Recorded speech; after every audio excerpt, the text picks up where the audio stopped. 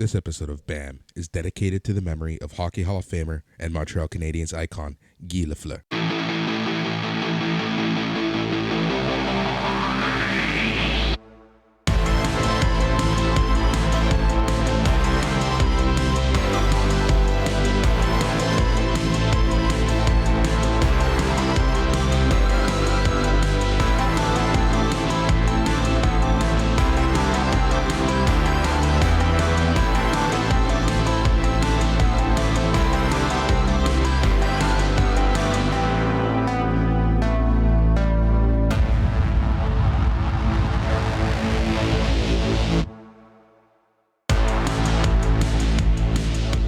Welcome to BAM Weekly, the show where we talk some sports, we talk some entertainment, then at the end of the show, we end up bringing them together, merging them together like a good company, like a good relationship, and chat some sports entertainment, aka wrestling. We're your hosts, I'm Boris, and as always, I am joined by the one, Matt. Le seulement. Bonjour. Le seulement, How's everybody doing out there? We hope you're doing well. Boy, my voice just cracked. It's 7 a.m, Boris. It's early for us here on the BAM Pod. We usually like to record these in the afternoon, but we're going early. I got to go to work. I got to get a shower in me after this. How you doing today, homie? I'm doing good. I'm doing really good, man. It is early or late. I don't know what day it is. I don't know what time it is. I literally had to ask Matt what show it is we're doing. That's what type of show we have for you. We're going to be chatting some MLB. There's some topics, some hot discussion, some hot takes that we're going to probably be taking. This episode, we're going to be giving you an update on the NBA playoffs. Then on the wrestling side, I never thought I'd say this, but it's all Impact on BAM.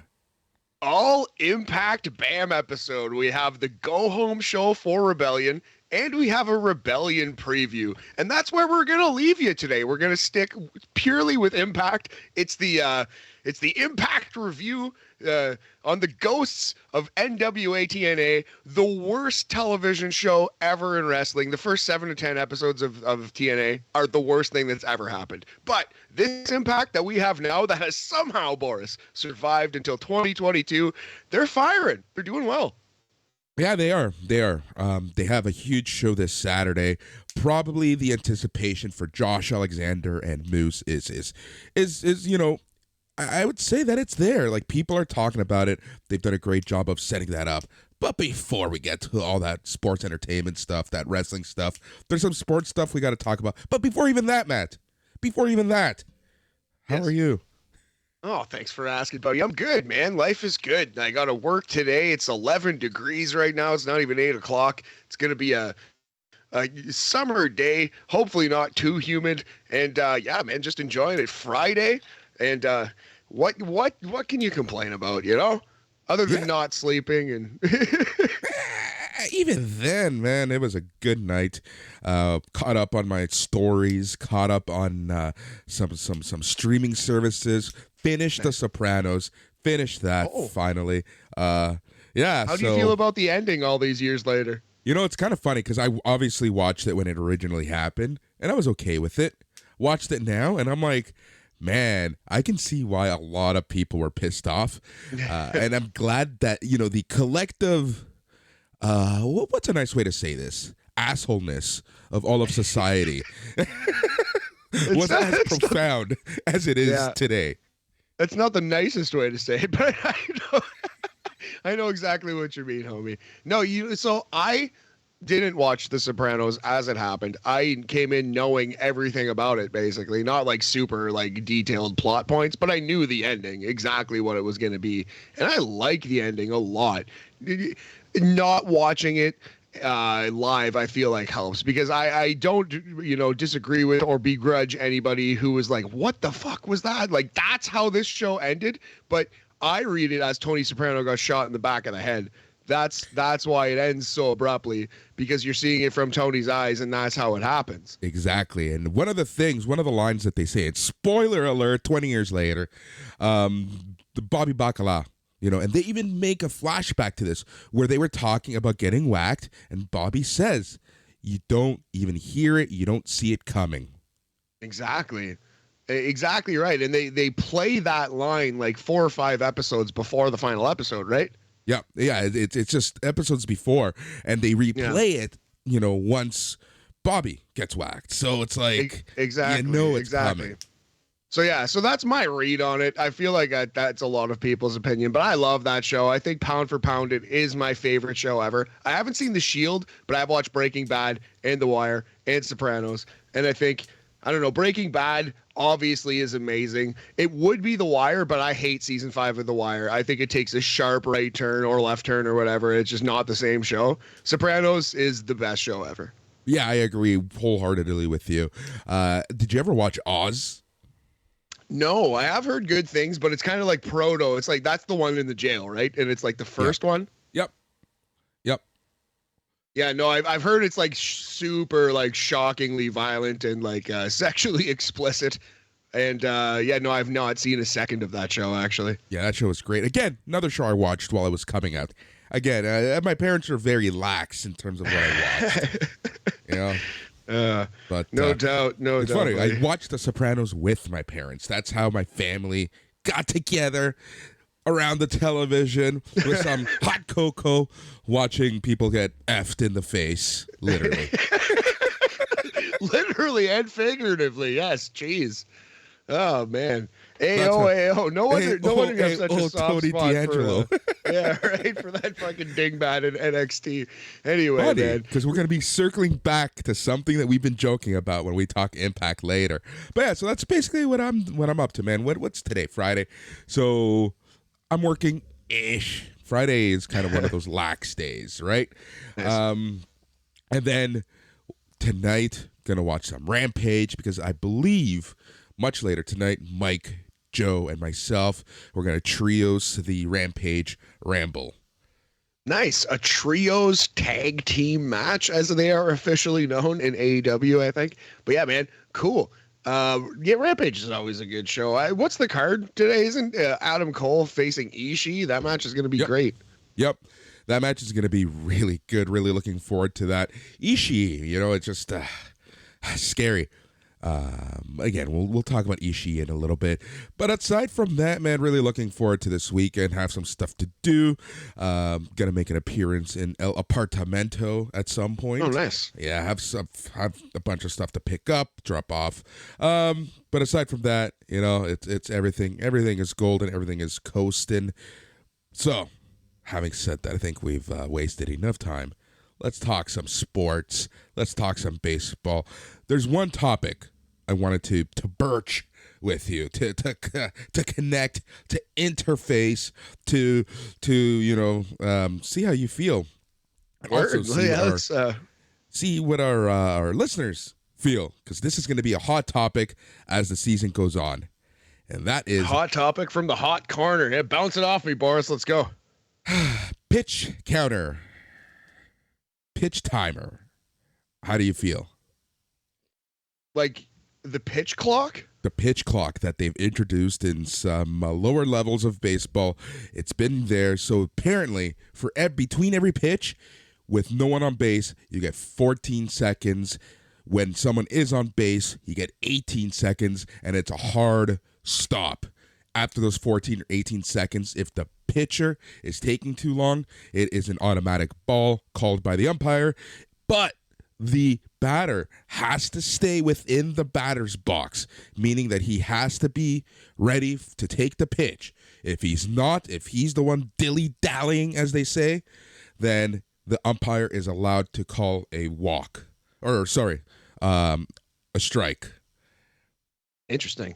Yeah, I just... Now, also, they've been testing this out only for a week, and they've already noticed, and this is like preliminary data, that it has reduced game times by 25 minutes.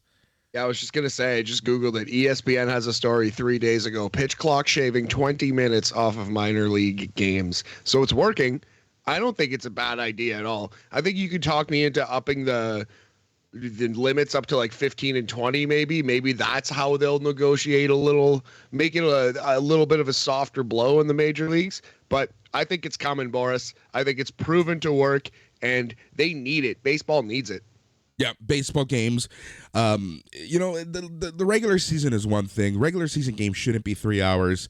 Playoff games, though, shouldn't be close to 4 hours. And that's what's really killing it. Yeah, agreed, man.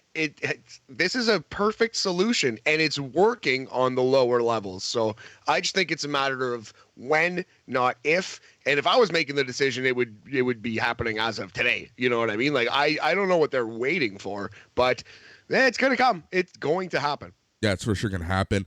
I feel sorry. There's some pitchers who purposely take a long time to try to get in the batter's head. There's some pitchers who, the Hideo Nomos of the world, if you remember his windup back in the mid-90s, right? Like he would do a bunch of walking around the mound. He would set up, he would look all around, and then his actual pitch release would be super long. So, I think it's time for some pitchers to kind of I don't know, man. Like pitchers and baseball players are so set in their ways. Yeah. It's going to be very interesting to see how some of these pitchers adjust to the idea that they can't just, take forever. There'll be a couple batters, too, who are badly affected by it. But by and large, obviously, it's going to be a pitcher issue. And Nomar I agree, man. It'll be Sorry. Nomar Garcia-Pera comes to mind. Exactly, man. He would take the whole routine, adjust every piece of gear on his body, and do the whole, OCD routine, basically, before every pitcher would. Man, yeah, no, I don't know, man.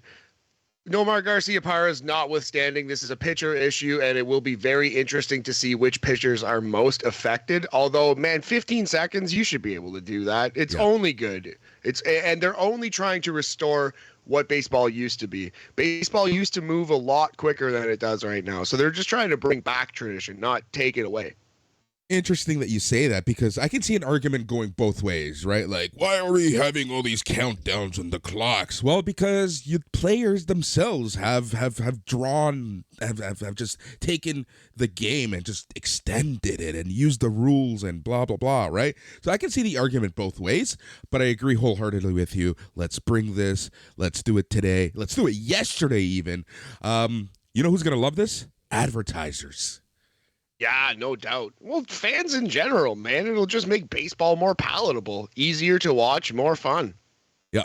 I was watching this random TikTok, because we're into TikToks now. We'll talk about that in a second. And I want to verify this information. I'm pretty sure it's true, but I kind of want to get some more numbers, do some research, especially for the It's Canon podcast, itscanonpodcast.com. And that is the way that a sports franchise conducts itself. Ticket sales and all that stuff is essentially covering the salaries of the team, the higher ups, the employees of the actual team, etc. That's where the majority of the ticket sales kind of funds. Where teams make a killing, and I've known this, is the concessions. Beer and food every game. That's where they absolutely make a killing. So the mindset of these teams is that you are going to a restaurant with a sports-themed entertainment. Basically, it's medieval times. Basically, that's exactly where I was going to go with it. Yes, Boris, I have some experience going to medieval times. I used to be a man wench. Yes, a server at that fine establishment. Lots of fun. Not something I would recommend doing for a career, but definitely if you're an active person and you kind of would find that funny, I think it's a fun job to have for like a year or two. Anyway, yeah, man, that's so hilarious. They say the same thing about movie theaters. Hey, remember those? Yeah, I know, right? No, but you're right. You're right 100%. Like, it's just an interesting take, I think, like to see kind of like the mentality. And that's what you're essentially taught when you go into, the business execs and stuff. Like, you treat this like a restaurant with entertainment as the background. Just some food for thought. That's the kind of BAM show it is. Not only are we informative, not only are we entertaining, but we're educational. Yeah, we're definitely all of those three things all of the time. That's what I like about the BAM podcast. I like all these right, so early BAMs. these early morning babs. So do you want to quickly talk about this here NBA playoff that we are enjoying? Unless you're from Toronto. Hey-ho. Ew, yeah, it looks like Shaq was onto something, and maybe Toronto might get swept by the 76ers. But yeah, I think we've seen the game of the playoffs was game one, Boston versus Brooklyn. But there have been some awesome games so far in the NBA playoffs. So quickly, we'll tell you how it's shaking down. The 1 seed Miami Heat over Atlanta Hawks 2-0 right now. 2 seed Boston Celtics over Brooklyn 2-0. Boris, I picked Brooklyn to win the title. They're the 7th seed, but they were the 3rd highest odds to win the title coming into the playoffs. It wasn't insane for me to say that, but No. looking like I might have some egg on the old face. No, it wasn't insane to say that. Like on paper, I kind of agreed with you. I called Boston to win that series, if you recall. But it was one of those things. It was going to be either like, okay, this, wow, we're talking sports. This is going to be my sentence. You knew it was going to be either or moving forward, and by that I meant interesting. You know what I mean? Either Boston. It's a great analysis, Boris. That's why we pay you the big bucks. Exactly. That's why I'm paid the little bucks. Boston or Brooklyn were going to go far, is what I meant. Yeah, well, I said second round that the winner of the Brooklyn-Milwaukee series, that's the NBA championship. Now, I should have hedged my bet and included Boston in that trio. I should have said it's, the winner, whoever comes out of that, little triad will be the NBA champion. I didn't, and I'm not giving up on Brooklyn yet, buddy. They still haven't played a game in Brooklyn. They still have Kevin Durant. They still have Kyrie Irving. We're going to see. Maybe Ben Simmons will show up. Who knows? But who? Yeah, exactly. I believe he's Bill Simmons' son. He's like a 16-year-old kid. No, yeah, Ben Simmons, former NBA player at this point. Hopefully he plays again. We shall see. Milwaukee Bucks versus Chicago Bulls. The Bulls are hanging tough. We both said the Bulls would get swept. I don't think we showed the Bulls enough respect. We both said the Toronto Raptors would beat Philly. I don't think we showed Philly enough respect. We showed the Raptors too much respect. But we're homers. It is what it is. I'll wear that proudly. Yeah, 100%. 100%. I'm a homer for Toronto. Someone's got to be. Someone has to be somewhere. It's but at the same time, this Toronto team is so young, so new, so different from the 2019 team. And, Philly, they have a lot to prove. They have a shit ton to prove. Embiid has a shit ton to prove. And I'm not going to get into the whole referee and fouls debate, but, that helps Philly too sometimes. Oh, 100%. Yeah, I mean, stars get calls in the NBA. It is what it is. We're just back to a pre-Kawhi day when none of our team gets any respect from the officials. No respect. We're the Rodney Dangerfield of the NBA. No regard either. I could do a whole bit, but I won't. We'll do a Rodney Dangerfield thing. One day, the entire episode will be dedicated to Rodney Dangerfield and Andrew Dice Clay. Oh God! Oh, all right. Next and that's when we get canceled. Phoenix Suns versus New Orleans Pelicans. Ow! Bam! So yeah, the New Orleans Pelicans hanging tough. Phoenix Suns might be without Devin Booker now for a couple weeks. Yes. It's looking like, Boris, is this going to be an upset? Yes, it's really looking like it. The Raptors are, anything that could go wrong for the Raptors is going wrong. Siakam isn't showing up. The refs aren't helping. Scotty hurt. Scotty, yeah, exactly. He's too new. There's a bunch of injuries, sicknesses, illnesses, and Philadelphia's hitting on all cylinders.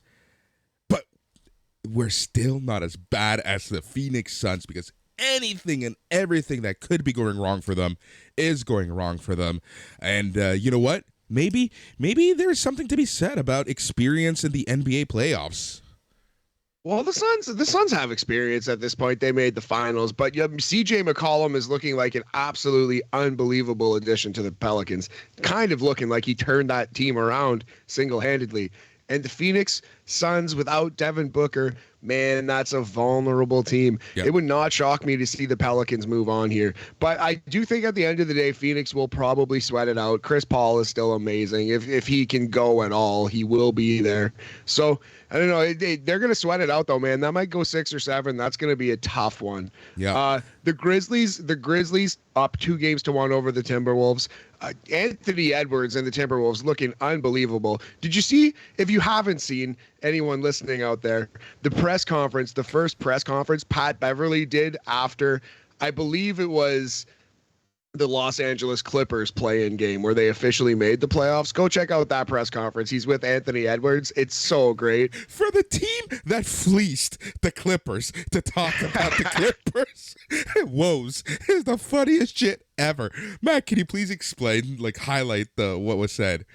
Yeah, basically Pat Beverly's talking about how sweet it was to defeat the Los Angeles Clippers because they gave up on Beverly. They said basically he had nothing left and they kind of traded him as a throw-in to Minnesota. So Minnesota, glad to have Pat Beverly on the team. He is definitely the vocal leader, it seems. If this was hockey, you'd put the C on Pat Beverly's jersey on that team right now. It feels like, to me anyway. And it was just an awesome press conference, just hilarious. Just Pat Beverly seems like the leader and a charismatic guy. Probably has a future doing what we're doing right now, Boris, if he wants it after basketball. Oh, 100%. I feel like that was like a tryout, but no, honestly, that, the Clippers and their woes. I think we said it last. They still have Kawhi as of this moment, right? As of this moment. In this moment, however that song goes. Here's the thing about the Clippers. I know they're not even in the playoffs, but man, they the injuries have just caught up to them. And I know we said this last week. I don't hate to see this. No, yeah, it's not. I'm not losing sleep over it, Boris. I'm not shedding any tears for the team that Kawhi left Toronto for, to be honest with you. And it you're wasn't a even Lakers the real fan. team from LA, so go figure. Yeah, exactly right, buddy. Just to wrap this playoff thing up, Grizzlies looking like they're going to advance over the Timberwolves, but the Timberwolves really, really have given it a good go. Gotta love where they're looking towards in the future. They could be the Suns in a year or two. Golden State Warriors dominating the Denver Jokic 3-0. And it looks like Luka is healthy enough to go. Dallas is beating Utah 2-1. So I believe Dallas, as the 4 seed, buddy, could squeak past Utah, could end up playing the Pelicans or a banged up Suns. We could see Luka in the West final versus the Warriors rather than the Suns. Yeah. Now, honestly, let's touch on the Warriors just because, dude, they, right now, in my opinion, you might not share this. I share this. This is Boris's opinion, the opinion of Boris. That is, they are the best looking team right now in the playoffs. Oh, man. Well, they're up 3-0 on Denver. Denver never had their full team all season. So we knew the Warriors were going to win this series. But the fashion in which they are winning this series, they're dominating the Nuggets. So they're looking great, man. I couldn't argue that point. Right now, your final was Suns Heat. My final was Warriors Nets. No, my finals was right? Golden State Heat. Okay.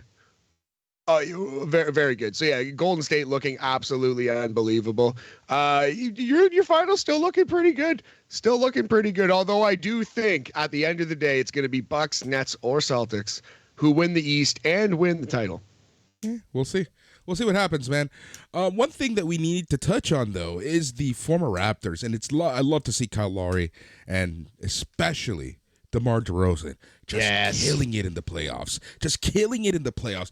DeRozan has he's out there to prove to everyone, and I think more San Antonio than Toronto, that he is a superstar. Well, yeah, I mean, both for sure. But, oh, man, Chris Middleton is out for the rest of the first round, strained MCL. I didn't realize he was going to miss the rest of the first round. I didn't realize the injury was that bad. Oof. That could be a game changer for the Bulls, too. DeMar DeRozan is an MVP level player. You'd probably vote him like 4th or 5th, if that, on your ballot. But he is that close, man. Like, he is one of the top 5 to 10 players in the NBA at this moment, and he proves it night in and night out. So, yep, exactly.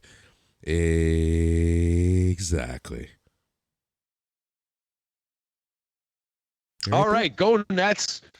Kyrie, Kevin Durant. Yeah, man, it's early. I'm figuring it out, working out the kinks. I got something lodged in this region right here, Chris Farley style. I love that. We got to start recording the video sessions. Yeah, man. I have a very expressive face. A girl I was dating not too long ago told me that. I was like, oh, that's cool. She's like, a lot of guys are just kind of like, they don't really, but you have a very expressive face. I was like, oh, I feel like I should use that to my advantage. Anyway, enough about me. Let's talk about some professional wrestling, buddy. All right, let's talk about some professional wrestling. And in the same vein as NXT talk, I think we're going to start opening up the wrestling, the sports entertainment chatter with some news. So I got some news for you, bro. Nice news break. You know what's funny? I wasn't even trying to do a Vince Russo. Oh my God. We should do like a Russo Cornette thing one day too. After the Dice Clay thing, we should all be Russo, you be Cornette, or vice versa. That's amazing. All right, so we got some quick news. All right, and this is some pretty fun news here, and that's MLW. MLW is going to crown the inaugural women's champion. It will officially be known as the women's featherweight champion.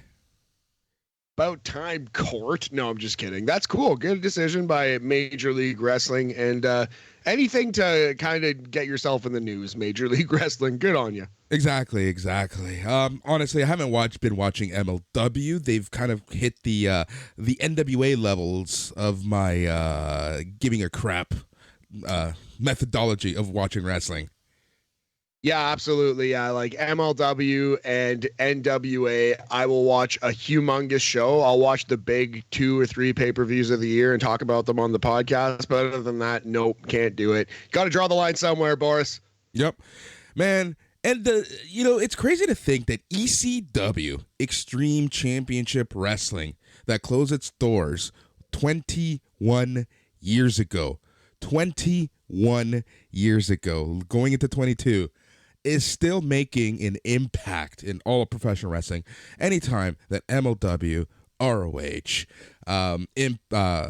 Impact Wrestling, anyone goes to the 2300 Arena, formerly known as the ECW Arena, you gots to bring in an ECW original. That's exactly what MLW is doing.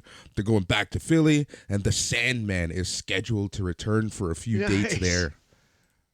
Sandman, by Paul Heyman's own mouth, arguably the worst worker in ECW history, but perhaps the best character, and that's why we loved the Sandman. So I think it's great to bring the Sandman back, because really, have you lost much from 1996? Is he going to be that different? He's going to be slow, stumbling around the ring, probably take a really dumb fall, and hit somebody with a cane 1,000 times. Here's the thing. He might be sober-ish, so it might actually be better than he was in 96. 60-year-old Sandman better than 30-year-old Sandman? Question mark. Did I ever tell you my Sandman story? No, please tell me your Sandman story. I can't wait. All right, so this was, I forget whether this was in the Burt Flickinger Center in Buffalo or the Hershey Center in Mississauga. I forget which show it was. All the ECW shows that I went to kind of just blend together, and Sandman came out. Sandman was facing, I forget who he was facing. Doesn't matter. Don't even remember, obviously. And he did the whole entrance. His 10-minute, 15-minute entrance, and he was drinking his beer. I was 3 human rows from the ringside. Some would say third row, but when you're in ECW, based most. No, but when you're in ECW, your seats end up wherever, right? Okay, so I was True. 3 human rows from the ring.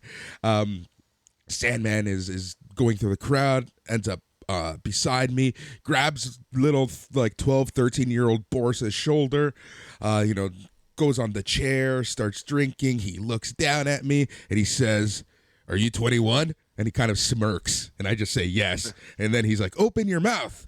And then he, does the whole beer gimmick on 12, 13-year-old Boris. Oh, my God. Well, at least if he was in Canada, it needed to be 18. Hopefully it was Mississauga. That's less of a crime. I feel like that's fucking crazy, man. Wrestling used to be so different. Holy shit. Could you imagine that happening today? I know. And they were filming for TV. I know as a fact that if it was Buffalo, it was for sure filming for TNN. And then if it was in Mississauga, it was obviously for TNN and Hardcore TV. So it's not like this was a house show. So yeah, you were probably so it was probably 99 to 2000, probably the year 2000. So you were probably 15, 14, if my math is correct. 13, 14. There you go. Holy fuck, buddy. That's hilarious. Today, if that were to happen and you were to like get the right person and post the right thing on social media, that could actually end a wrestling promotion, I bet. I know. That's like, I'm thinking, that's like, mass transit levels of what the hell's wrong with society now. But that's, okay. It's not quite. It's not quite. I'm not Hey, let's pump the brakes. Pump the brakes on this mass transit for a second. No, I don't mean it like, it's too early for me to try to justify that comment. Sandman just slices Boris's head open like a tuna can. Jesus Christ almighty. So to finish the story, I get the beer, opens another one. He does it again. He, breaks it over his head, and he hands me the can. I had that can for years and years and years. I moved out from my parents' place when I was around 17. That can of Budweiser was still, hanging, was still there. That's amazing. Come home for a visit. My parents, those SOBs, they threw it out. They threw out the Sandman can? Oh, man, You should have sold it before they threw it out. You might as well have gotten money for it. I mean, I obviously had you known. But, yeah, man, that's a tough beat for young Boris. The Sandman can, dead in a landfill somewhere. Yep, it's probably with Jimmy Hoffa and God knows who. Tony D'Angelo's next 4 opponents. Exactly. And half of NXT's career. Oh, no. Oh, boy. So Bobby Bacala and all the boys. So that's ECW. All right. And then on Wednesday, a little something was announced. This little something's going to happen on Friday, tickets for this little something go on sale Friday, May 6th. And what we're talking about is that on June 26th, AEW, New Japan Pro Wrestling are going to co-produce the Forbidden Door pay-per-view that will be held in Chicago, Illinois at the United Center. Yeah, very intriguing. Can't wait to see what is coming. Boris, next week we're going to do a little fantasy booking of this show. We're going to have a guest on, Paul York from the SNME Radio patronage, and he's on the Facebook group a lot. He shows up on the after parties from time to time. Good lad. We're gonna have him on the show, and we're gonna preview this here gimmick. We're gonna see what we would do if we were Tony Khan / New Japan. Yep, exactly.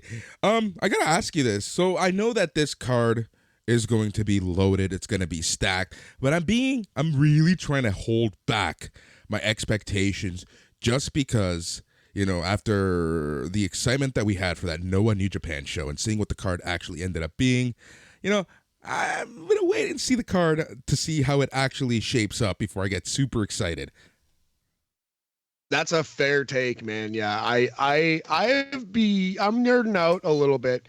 I think they could do some damage. Obviously, they didn't put this in the stadium, but I think if they took 6 months to promote it and to tell you why an Okada or a Tanahashi is the best of all time and give them some wins on AEW TV, I think they could sell out a stadium with this concept. So I have a lot of hopes. I'm pretty geeked up for this.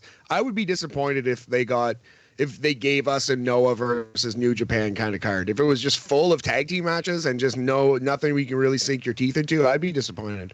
Yeah, what I'm gonna be like really looking into, and I guess some would say I'm interested in, is how Tony Khan is gonna handle the booking, because he's never had to book a major show so close together, 2 pay-per-views a month apart. We have Double or Nothing at the end of May, we have Forbidden Door at the end of June. I want to see him, and this is a real test, in my opinion, to see his booking abilities to do that quick turnaround.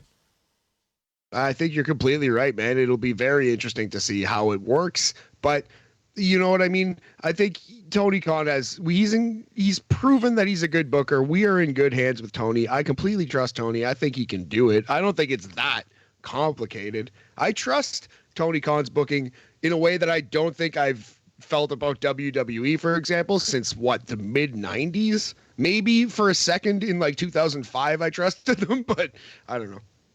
Yeah, I don't know. I'm still, I don't know. The football lover in me, whether it be the Jacksonville Jaguars or Fulham FC, still have a lot of doubts about Tony Khan and his time commitments at the end of the day. Yeah, that's a good point. But man, maybe the answer isn't like, oh, how is his wrestling product going to suffer? Like, it's clear that his football product has suffered. Neither the Jaguars or Fulham are particularly great. Maybe the answer is that he gets removed from those jobs. Do you know what I mean? And he can just stick to wrestling. That's kind of what I think is how his life will go. Yeah. And probably for the best, right? I don't know. Maybe we'll see, but it depends kind of how his dad sees things, right? Like, is this wrestling stuff for real, or is this wrestling stuff just a hobby for him, right? Like from Shah Khan's point of view. Yeah. Yeah. But I mean, Shad has so much money. Has so much money that, man, he could Bob Ryder this thing for like 2 decades. Like, you know what I mean? Like, he doesn't need to worry necessarily. If Tony Khan could turn any kind of a profit, they're laughing. Yeah, well, the thing is, they're not right now. Having said that, we'll see. Like, the next, few years, I can't wait the next couple years, to get that 5-year kind of view into AEW's existence. For sure, man, for sure. It'll definitely see where their financials are at, see how this video game does, see if it can actually like draw some interest and be a very good game. It'll be interesting, man. Yep, exactly. So that is Forbidden Door, June 26th, Chicago, Illinois. Next week, Paul Yorkie himself is going to be joining Boris and Matt to chat some fantasy cards. And that kind of opens up the door, our own little Forbidden Door. And that's, patrons, we want to start talking to you a little more. We want you on BAM. If there's anything you want to talk about, shoot us a note. We'll get you on the show. Also, on the Rampage Ramble, I think we're going to start bringing some patrons to help with the reviews. Just spread the love, get them on, have a chat. And, it's one of the quote-unquote benefits of being a patron here at SNME. Yeah, absolutely. And it's a good way to kind of show your personality and face would be by interacting on the after parties. You know what I mean? That's kind of where we meet you in a lot of ways. So, yeah, man, I definitely am very, very much a fan of that idea. I want to get some more people on BAM. And yeah, Yorkie's our buddy. We talk to him offline here and there. So, yeah, I'm very excited for this brave new world, Boris. Get some listener feedback, get some listener participation, straight up listener co-hosts. Yeah, exactly. Straight up listener co-host is the perfect way to put it. All right, man. So, Impact Wrestling. Want to chat some Impact Wrestling? Yeah, dog. Definitely, let's do it. I'm excited for Rebellion. Boris, I got to be honest with you. I'll look you in the eyes and tell you, I fell asleep during this show. So Impact is not the best wrestling show I've ever seen, but I am excited for Rebellion. Well, okay. Did you fall asleep because it was boring? Were you tired? Did you have some warm milk? Did you, what was going on with that when you fell asleep?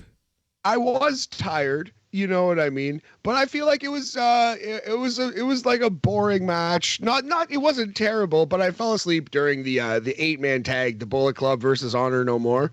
Yeah. And I woke up and something else was happening. I was just like, I'll watch the end of the show tomorrow. And I did not watch end of the show. You should have watched it because they did a great angle to close out the Josh Alexander Moose stuff. Nice. But we'll get to I missed the match that I was most excited for, which was Speedball Mike Bailey.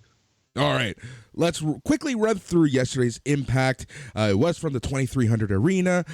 So one of the many stories happening right now is Violent by Design. So essentially, Violent by Design at the pay-per-view this Saturday, Rebellion, Fight TV, pay-per-view. They're going to be in a 8-man tag team scramble match. So it's them against 8 teams, all these crazy rules. Not all of the teams have been announced just yet, but one of the teams that were announced is Decay. And Decay is being represented by Taurus and I forget who else. It doesn't matter. Crazy Steve, is it? Yeah, it's Crazy Steve. Yes. Yeah, that goes to show you how good my notes were. But yeah, so So Violent and Design are represented by Eric Young and Diener. Yep. That's a fun team. I believe, Boris, correct me if I'm wrong, 2 good Canadian lads right there on a tag team, Eric Young and Diener. So go get it, boys. And Black Taurus, he's an awesome, Hoss is the word I'm looking for. Great gimmick, great mask and look. Just absolutely stands out every time you see him. Crazy Steve, I like that character a lot. I have a soft spot for Crazy Steve. So dumb, it's great. yeah, that's exactly how I see it. But you know what? One thing what I do have to agree with you was that the in-ring on yesterday's show wasn't the best. The matches went fast. It was crazy. By far the best match was the one that you missed and looking forward to, the Mike Bailey, etc. match, setting up the triple threat. But, at the same time, you don't want to give it all. You don't want to give it all away, No, it's perfectly fine. It was a perfectly fine go home show for sure. I think part of us are being very spoiled by the way that AEW produces their TV. That, it's the high octane pay-per-view quality week in, week out, that when we do go back to an Impact and MLW and NWA, it just feels very flat. That's a really good point, man. It kind of felt a little flat, and I think it's Tony Khan. He's breaking my attention span. Slow it down, Tony. No, it's it's my own fault. I mean, it's not like the show is terrible, but then again, I did fall asleep at 9 p.m. watching it, so it's not like it was super late. I was watching live, and I just straight up passed out. So it was. I would still call it a good show, but it wasn't, you know what I mean, breakneck pace. No, an Impact rarely is. That's the thing, right?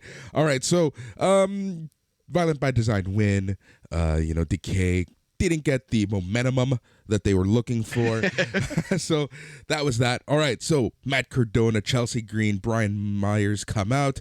Cardona, just his everything Cardona is doing right now is just awesome. He goes out there, he calls himself the Deathmatch King in the 2300 arena. So that just drew a ton of heat.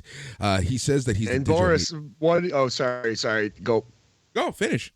Go ahead. I was just going to say, what did you just say, my friend, about the ECW arena? If you put on a wrestling show in this building, you must book an original.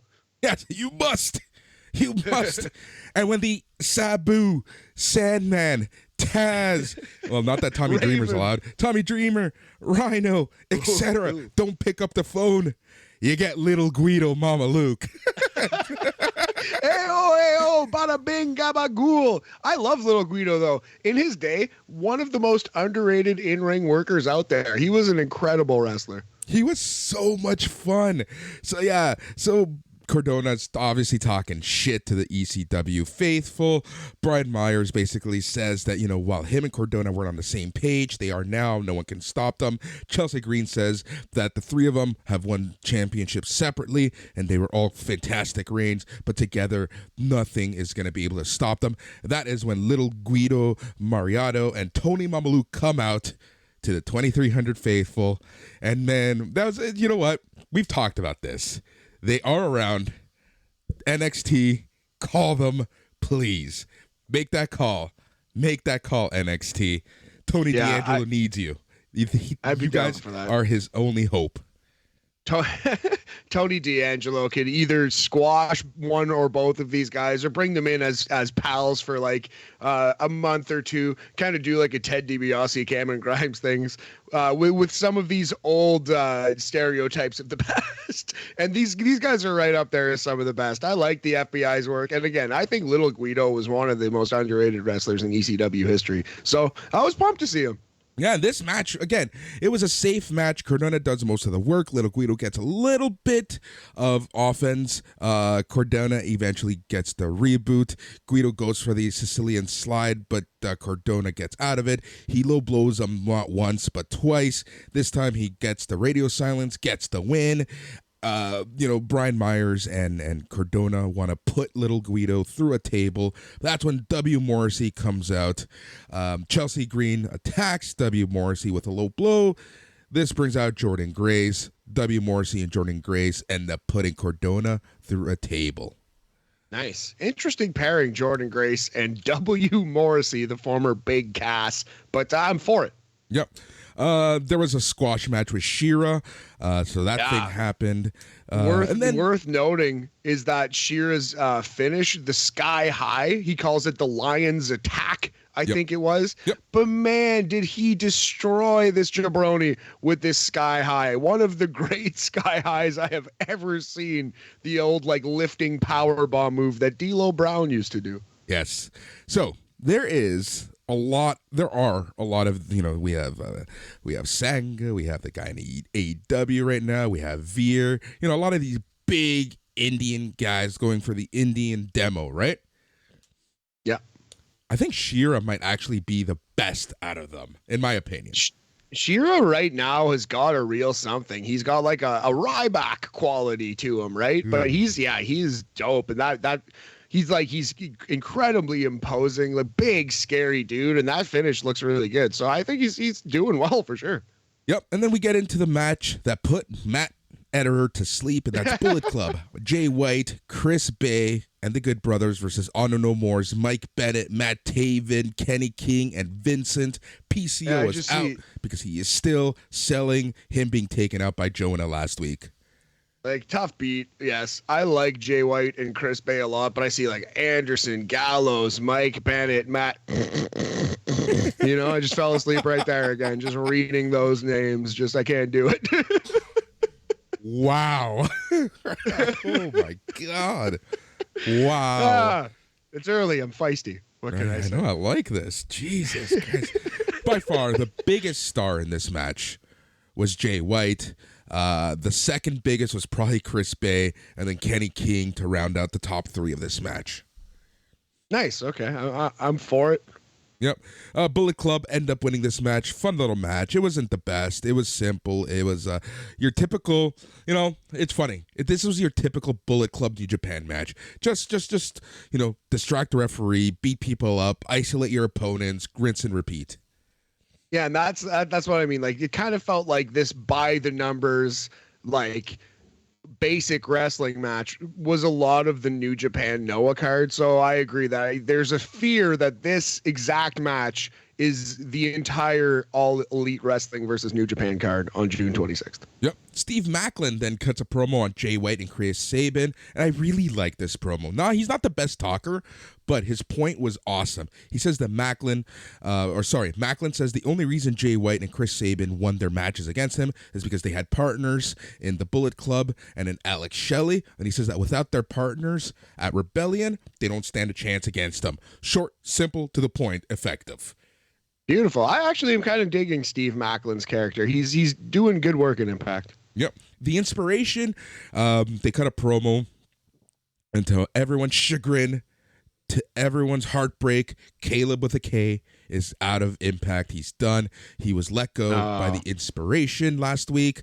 They basically said that now that he's gone, they can focus on being two-time Knockout Tag Team Champions, and they can show how iconic they are. Nice. I like it. So wait, they're officially no doubt babyface right now. Officially, right? That is no doubt. That is for sure a babyface act. Yep. And yeah, unfortunately, Caleb with a K is gone from Impact. And that's a shoot, brother. He's actually out. Yeah, he's gone. Yeah, he posted on his social medias, and his contract is donezo, and he's going home to Chris Statlander, basically. Hey, there are worse fates out there, buddy. A lonely existence of podcasting every other day. Nah, we got it good. All right. Mike Bailey and Ace Austin versus Trey Miguel and Laredo Kid. Dude, make some time to watch this match. This match was a lot of fun. And so essentially, it's Mike Bailey versus Ace Austin versus Trey Miguel at Rebellion. I love how Laredo Kid was just added here. Might as well throw him in the match somehow. But this match was so good. Mike Bailey's offense looks like he's actually kicking your ass and terrorizing you. Absolutely, man. Like Mike Bailey's smaller guy, but one of the most unique wrestlers I've ever seen. Like there is only one Mike Bailey. There has only ever been one Mike Bailey, and the odds are there only ever will be one Mike Bailey. He is the Karate Kid come to life. It's just such an incredible, engaging style. It just you watch this guy and it's just like, who was that? I want to see him do more every time I watch him. So yeah, man, I got a lot of time for Mike Bailey, despite the fact that I was asleep when this happened. Yeah, exactly. It happens, man. But this match was a lot of fun. It was very fast paced. Mike Bailey, Ace Austin, Trey Miguel is going to be a fantastic match. But in true Impact fashion, my friend, I'm telling you, what are they thinking? I don't know whether this is a good idea or a bad idea, but they are part of the pre-show. Yeah, I can see both sides of this coin, but you gotta look at the positives, right? WWE punts their pre-shows a lot. They'll put the worst thing on the pre-show and they'll just say whatever. But really, more people are watching the pre-show than the actual show. You get more viewers watching whatever you're doing to build it up, right? You get more viewers watching for free than you do paying to watch the product. Always will be like that. So put a good match or two, put an important match or two on the pre-show and try to hook people. I like that idea. I think it's smart. I personally am in the camp where I think it's a worthy gamble, you know? Yep. I agree with you. I think the major takeaway that you said there, and it's 100% true, that the pre-show is watched by more people than the actual event more often than not. You know, WWE kind of has this lackluster pre-show where they just punt it, they go through the motions. AEW does the pre-show where it's all the matches. So this is a nice little middle ground, in my opinion. Yeah, two important matches, tag team title, women's tag team title match, and what should be a banger of a three-way match. It kind of sucks that quote unquote Mike Bailey isn't on the main card, but you don't have to look at it like that WWE way where the pre-show is a demotion. The pre-show is a very important thing if treated as such, and I think that's how Impact is treating it. Exactly. All right, so Trey Miguel and Laredo Kid end up winning this match. After the match, Ace Austin attacks Trey Miguel. He lifts up Miguel, orders Speedball Mike Bailey to deliver a kick, but Mike Bailey sets up in his true Karate Kid fashion and kicks Ace Austin in the face. And he really nice little setup here for the triple threat. Nice. Kicks Ace Austin in the face, Austin? Yeah. Ace Austin in the face, Austin, Ace. Very good. All right. Honor No More talk. They hype themselves up. And then in one of the weirdest things that you could ever see, Vincent kind of says, I'll be back. He leaves, walks to the garage, grabs some jumper cables, and the camera continues following him outside in another building, what looks like a garage, and they do the whole PCO Frankenstein thing. Yeah, and they revive him with jumper cables. To the balls. Like Kane and Shane McMahon. Exactly. All right. Then the main event, the final segment of the Go Home Show was Moose apologizing to Josh Alexander. So the main story, the through story on this episode of Impact was that Moose was forced to apologize to Josh Alexander after the attack at Destiny here in Mississauga. Moose actually speared Josh Alexander's wife. So that was a huge angle that Impact went with. And Moose comes out. He has R.D. Evans representing him. He ends up cutting him off, and he starts talking for himself. And he says that he is sorry. He's sorry for how much of a loser Josh Alexander really is. He says he's sorry to his wife because Josh Alexander can't protect her. And he's sorry to Josh's kids because he proved that their dad is an actual loser. Jeez. It was a really good promo. Really good promo by Moose. Words I never thought I would utter. No doubt, yeah, because Moose is he's not a great promo guy. Definitely an imposing athlete. Not the best promo. Yep. All right. This brings out Josh Alexander. He clears security. Scott D'Amore literally just moves out of the way. They start attacking each other. Moose was tried to do a move through a table, but Josh Alexander ends up hitting a C4 spike through the table, and the show ends with Josh Alexander standing tall over Moose. Wow. Josh Alexander standing tall, eh? Uh-oh. But that's okay. It's all right. We'll see. We'll see how it shakes down. Exactly. Impact Rebellion 2022. All right, but before we get to our Impact Rebellion preview, Matt, as we're recording, we had to stop for a little bit because we got some pretty sad news in the hockey world. Oh, man. Guy Lafleur has passed away. The probably biggest legend in Montreal Canadiens history. And just not... I mean, obviously the story is that like a family has lost, oh man, it's so sad. Guy Lafleur out of nowhere. Well, I mean, he was ill, but, yeah, rest in peace to Guy. I just quickly, just to illustrate, how absolutely incredible a hockey player Guy Lafleur was.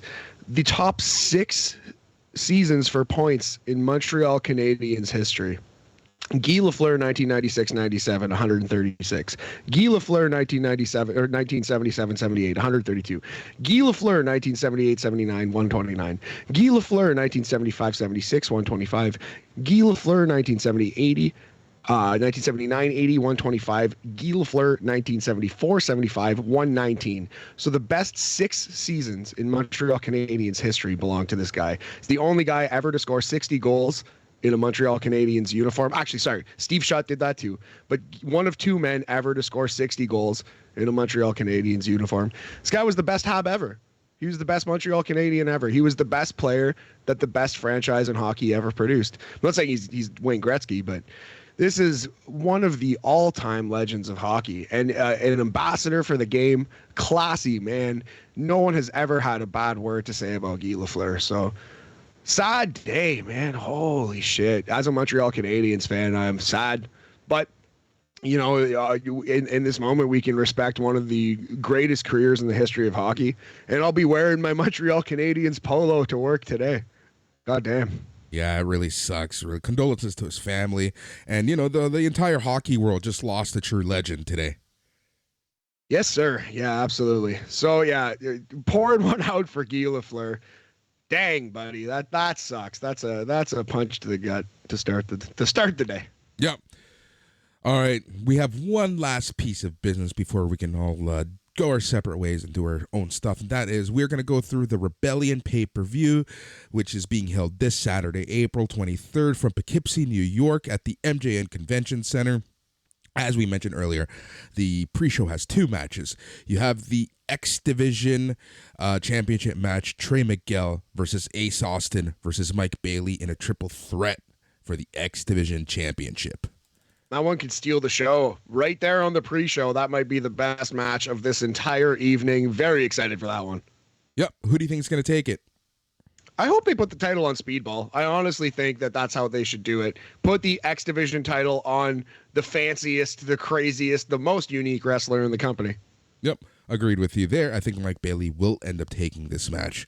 All right. The second match that has been announced for the pre-show is for the Knockouts Tag Team Championships. You have The Influence, Madison Rain and Tennille Dashwood, the former Emelina, versus The Inspiration, the former Iconics, Cassie Lee and Jessica McKay. I think you got to change these titles too, Boris. Yep, I think agreed. The Inspiration should win them back. Babyface Inspiration. Agreed with you there. All right, on the main show for the ROH, not for the ROH Championship. Your ROH champion, Jonathan Gresham, is going up against Eddie Edwards. A very important note, Boris, because that changes my pick. If this match were for the Ring of Honor title, I would say Gresham for sure is winning. The fact that it's not for the Ring of Honor title makes me think that Eddie Edwards is winning this match. Quite possibly. I'm still going to go with Jonathan Gresham. I think there's something to be said, unless they plan to have Eddie Edwards face off against Gresham in ROH. I don't see why anyone would beat him right now. I agree with that, but I don't see why it wouldn't be for the title then, you know? Yeah, agreed. I agree with you there. All right, so you say Eddie Edwards, I say Jonathan Gresham. All right, the next match, Jay White versus Steve Macklin versus Chris Sabin in a triple threat match. I think it's got to be the Switchblade, the knife pervert himself, Jay White. Yeah, I'm going to have to go with Steve Macklin here. You know, they've been building Steve Macklin up. He got a few L's. Then they chalked it up to, the whole storyline where, he always gets distracted with people's teammates out there. So I kind of like that beat that he's getting. So I'm going to have to say Steve Macklin. I think that Steve Macklin's taken this one. Cool. You watch more Impact than me. I respect that opinion for sure. All right. We have Violent by Design. They are defending their tag titles in an 8-team scramble elimination match. So do you know exactly like the rules here? Is this like a tag team turmoil? What's going on? I have no idea, dude. This is Impact we're talking about still. Yeah, okay. Like, let's remember, this is still Impact Wrestling. Yeah, that is an excellent point. My guess is that this is going to be tag team turmoil, the exact format and rule set of tag team turmoil. Yep. That's what I'm assuming, but they haven't really announced that, nor the teams. We know Decay is going to be there. We know Honor No More is going to be there, but they haven't announced all the teams, so I can see a couple surprises coming. We'll see. Yeah, Wildcat, Chris Harris, and James Storm making an appearance, perhaps Team 3D, Boris. Devon, no, I doubt it. Devon's never wrestling unless they're again, bringing right? Spike out of retirement. Oh, I hope Spike can still go. Spike might be one of those people who might have some trouble walking around just because he took some insane bumps throughout his career. Spike Dudley was one of my favorites, so I'd love to see that. Yep. We have Jonah versus Tomohiro Ishii. Oh, hook it to my veins. Much like the pre-show triple threat match, this could be match of the show right here. Yep. This match, I think, is just two big, meaty men slapping meat together. It'll be very interesting to see if Ishii can get Jonah up for the suplexes and such, but he doesn't need to. He can just club him. Just clubber him. Exactly. All right. For the AAA Reina de Reinas Championship, you have Deonna Purrazzo versus Taya Valkyrie. So you're going to notice a pattern here, Boris. You know what I would do? Change the title. Throw it on Taya Valkyrie. I think she could be not that Deonna Purrazzo is doing a bad job as the AAA women's champion, but I think Taya Valkyrie is obviously well suited for that role. Yeah, one thing to note is that Taya Valkyrie never actually lost her Reina de Reinas championship. There you go. So very interesting and important match. I would throw the title on Taya. Yep. And I announced and did the preview for this match before the actual Knockouts Championship match, because it's actually starting to bother me a little bit that, right now Deonna Purrazzo is still being treated, still viewed as the number one knockout in the division, while Tasha Steelz is the champion. Yeah, tough beat for Tasha Steelz. I agree with that. So it's Tasha Steelz versus Rosemary for the Knockouts Championship. So you know what I would do, Boris? Change the title. Throw it on Rosemary. But that's just purely because I like Rosemary, because she wrestled a lot in Toronto Indies. I've seen her live probably, I don't know, like a half dozen times at least. So, yeah, Rosemary rules. I want to see her win this title. But I think because of what you just said, they need to keep Tasha Steelz strong. So she has to win this match. Yeah, I'm thinking that Tasha Steelz is going to take this match. And then the main event, probably the most anticipated match that Impact has put on in years. Is that a fair statement? Is that a fair statement? I couldn't name you anything that comes even close, really, other than like Kenny Omega, Rich Swann. I would say Kenny Omega, Rich Swann was probably more anticipated. But since that match, for sure, it's this. Well, we can't forget Jeff Jarrett versus Dixie Carter in the courtroom. Oh, that's a really good point, too. That's a main event in any courtroom in the country, Boris. So for the Impact World Championship, it's your champion Moose going up against Josh Alexander. It has been well built. What I want to see happen is change the title. Throw the title on Josh Alexander. He deserves it. He's earned it. He obviously has already won it, but got it taken away. Got screwed, as it were. So, yeah, I would think that Josh Alexander wins. What might happen, man, is Scott D'Amore turns heel. I think Impact's doing some good stuff, and they're smart enough to avoid that, but it's still Impact Wrestling. Wouldn't surprise me if Scott D'Amore turned on Josh Alexander. Moose kept the title. the way that Scott D'Amore has been acting so against Moose, he even like moved out of the way for Moose. He's been very compassionate about Moose, empathetic towards Moose, towards Josh Alexander. I can honestly see him. I can see him turning on Josh. Hope I'm wrong. I hope they just play it straight and Josh wins this title. But it's still Impact Wrestling. Yeah, They're still like there's no point on the burial ground of the worst wrestling show of all time. There is no point, in my opinion, to have a heel authority figure in Scott D'Amore in Impact. There's no point to have a heel authority figure in wrestling anymore. Yes. It's 2022. But yes, agreed. 1,000,000% agreed. I hope I'm wrong. Yep, exactly. I hope you're wrong as well, which rarely happens here on BAM. And Matt, that is Rebellion. That's coming up this Saturday. That means that next week we're going to be reviewing, chatting all things Rebellion, and we'll see how we stand with all the championship belts at Impact Wrestling. Yes, sir. Yeah, next BAM is going to be a fun show. We're going to do the NHL playoff preview because we're going to be right next to the end of the season. The NHL season ends May 1st. Our next BAM episode's coming at you April 29th. So there's going to be the NHL playoff preview. Also, we're going to have the Rebellion review, like you just said, Boris. And we're going to have Yorkie on, our boy Paul York, and we're going to fantasy book the Forbidden Door show. I've already booked my card because I'm a gigantic fucking nerd. I have 13 matches. I need to be stopped. You do need to be stopped. Like, it's crazy. First you said 10. Then you're 13. Then I saw 15 thrown around in our convo. Jesus Christ, dude. I said we should do a tight 15 on our cards, meaning like a 15-minute soliloquy, Boris. Anyway, I'm gonna cap it at 13. I could cut Hook, I guess, and make it 12, but I must send Hook on this show, Boris. You know what my Hook match is? I announced it in the thread yesterday. I might have to steal it from you. It's a really good Hook match. Some would say, hook it to our veins. My God, Boris. But yeah, that'll be a fun show next week. Definitely excited. I'm kind of pumped to watch Rebellion, although I probably won't watch it live. I'll get to it during the week at some point. Exactly. No issue there. All right, so you're a patron. You know what's coming up here on the SNME network of podcasts.